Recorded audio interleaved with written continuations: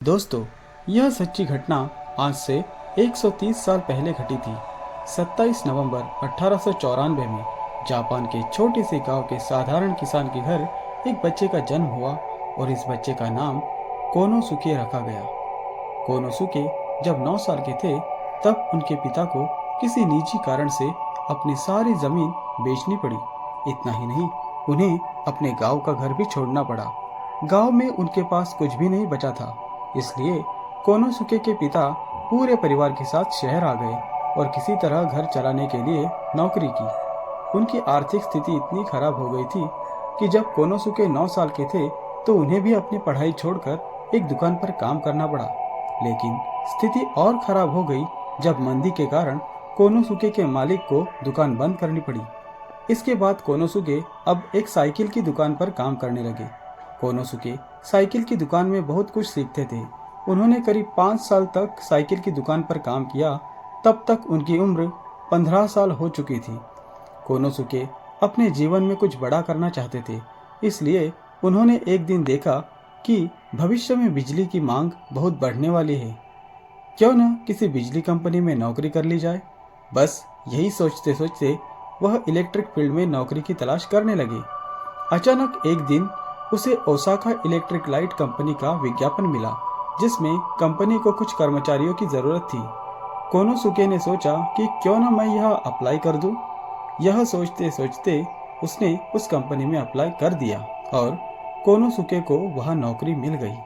अब कोनोसुके को कंपनी में अपने काम के साथ साथ बहुत कुछ सीखने को मिला।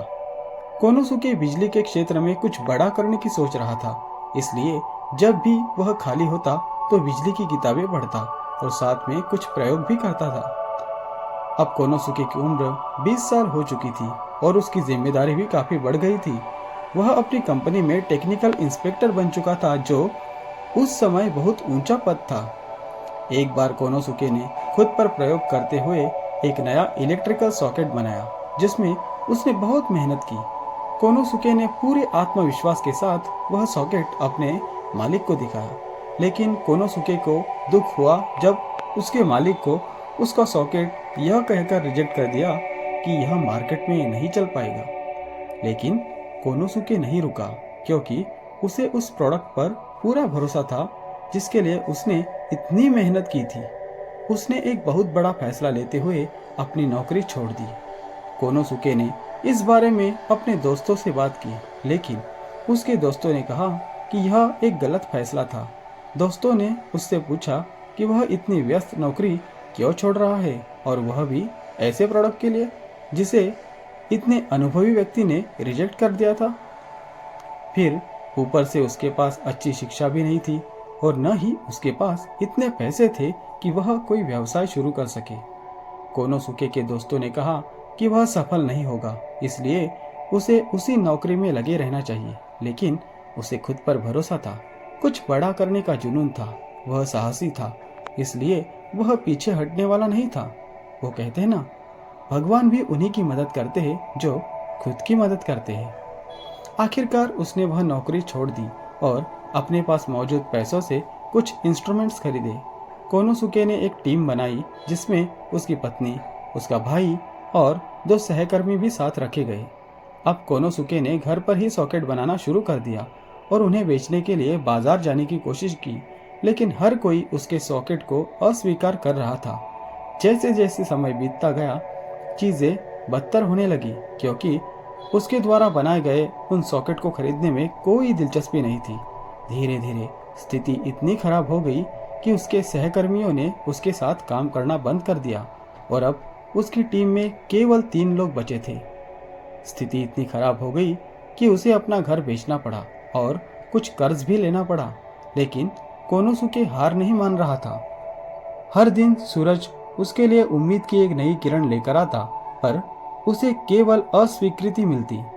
कोनोसुके को कई बार लगा कि उसे यह सब छोड़ देना चाहिए और अपनी पुरानी नौकरी में शामिल होना चाहिए, लेकिन उसका विश्वास इतना मजबूत था कि इसने उसे हर अस्वीकृति के बाद एक नया प्रयास करने के लिए मजबूर कर दिया।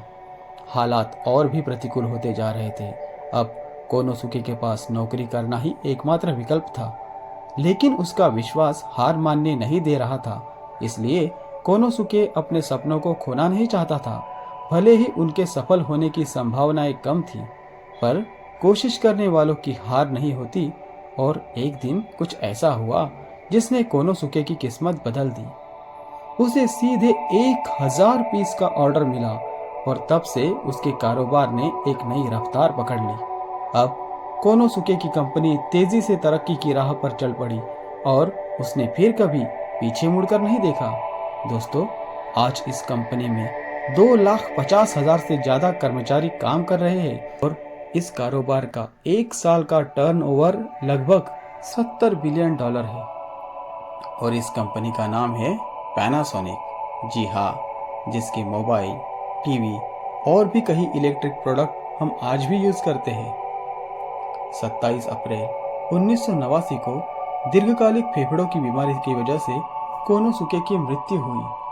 उस वक्त उनकी निजी संपत्ति लगभग $3 बिलियन और उनकी कंपनी का रेवेन्यू बिजनेस था $42 बिलियन। तो क्या हम कह सकते हैं कि कुछ भी किया जा सकता है या सब कुछ संभव है? अगर आपको खुद पर और अपने सपनों पर भरोसा है तो असंभव भी संभव हो सकता है। वीडियो अगर पसंद आई हो तो उसे अपने दोस्तों के साथ शेयर कीजिए और ऐसे ही नए वीडियोस के लिए सब्सक्राइब करना मत भूलिए। धन्यवाद।